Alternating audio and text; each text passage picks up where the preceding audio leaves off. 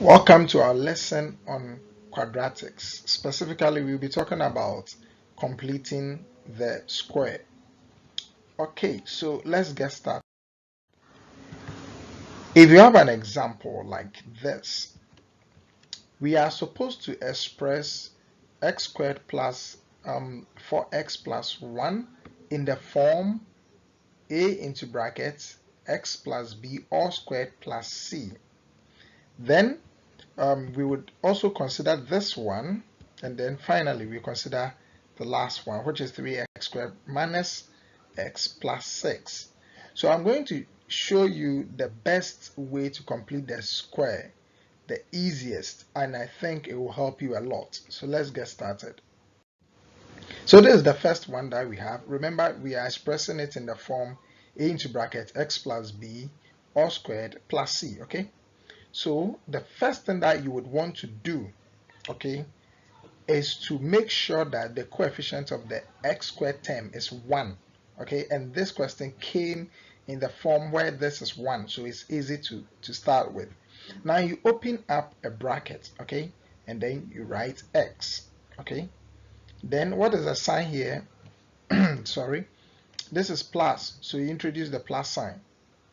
Now half of 4 is what? Is 2, so you take half of 4, okay, and half of 4 is 2, so you just write 2, okay. Then you square everything, but this is the rule: you add in the bracket, you subtract outside the bracket. So if we add plus 2, then we must subtract 2, okay. When we add plus 3, we subtract 3. When we add plus 10, we subtract 10, okay. Now since we are squaring all of this, this minus 2 is also supposed to be squared. So you have minus 2 squared, then plus 1, okay? So let me go over. What you do is that you open up a bracket, and then remember what is common to x squared and then 4x is x, okay? So you write that one down. Then you take half of the x term, okay? The coefficient of the x term, take half of that, and half of 4 is 2, and then you square the bracket, okay? Then since we added in the bracket, we subtract. It's always plus in the bracket and minus outside, okay? So then we square it, then plus 1. Now negative 2 squared is 4, all right? So negative 2 squared, I'm sorry, it's negative 4, okay? So plus 1, this will give us negative 3, and you are done. Okay, so this is in the form of a into bracket x plus b all squared plus c. And this would mean that a is 1, b is 2, c is negative 3. Let's consider the next example. Yeah, so in this case, the coefficient of the x squared term is 2, and we said that we must ensure that the coefficient of the x squared term is 1 before we can complete the square. So this is what we will do. We will take only these two, okay, the first two terms, and then we will factor 2 out. So let's do that. So when we take these first two and then we factor 2 out, okay, it means that we will have negative 4 here, okay, and that is what we have.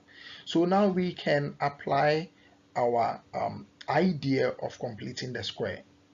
All right, so we will take half of the x term, okay, the coefficient of the x term, and half of this is negative 2. All right, so let's do it. So when we take half of this, we have negative 2, but x is common to both, so x comes down here. This is the subtraction sign, keep it there. When you take half of 4, what do you have? That is 2, okay? So plus 2, then you have minus 2, okay? Plus 2, minus 2. So as soon as you take half of this, you have plus 2, then you square everything, okay? So you have x minus into brackets plus 2 all squared. Then since you are adding in the bracket, you subtract outside the bracket, so minus 2 all squared. All right, then plus 3. But mind you that this is what is giving us what we have here. So we introduce this second bracket, okay, to take effect. right? Because the 2 is affecting everything in the bracket, so it must affect everything here. Please be careful at this stage. Now, what we can do is to simplify, okay? So negative 2 squared, that gives us negative 4. The last bit that we would want to do is to expand, distribute this 2 over this bracket, okay? So 2 times x squared minus 2 all squared, then 2 times negative 4. Right, so that will give us negative 8, okay? Then plus 3, and that will give us negative 5. Right, so this means that if we should compare with a into bracket x plus b all squared plus c, a will be 2, b will be negative 2, and then c will be negative 5.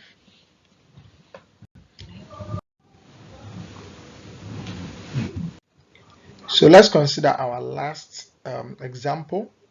So as usual, the coefficient of the x squared term is not 1, so let's make it 1. Now we will take only these 2 terms, okay? Only these 2 terms, and then we will keep the plus 6. So now let's factor out 3, okay? Now when we factor out 3, since there is no a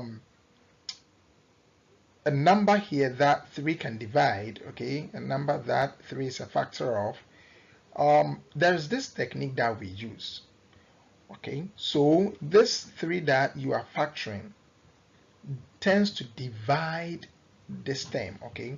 So that when you expand, you will get back your equation. So see this, 3 times x squared will give you 3x squared, then 3 times negative x on 3. This 3 will take care of that, so you have negative x, right?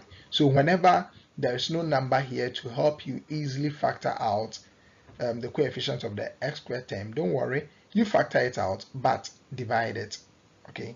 Let it come and divide. Right, so now we can apply the method of completing the square on this inner bracket. So let's do that. But mind you, we have 3 here, so let's keep it.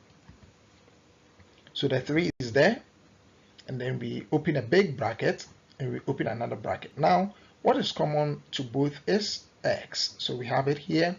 The sign here is negative, so we keep it.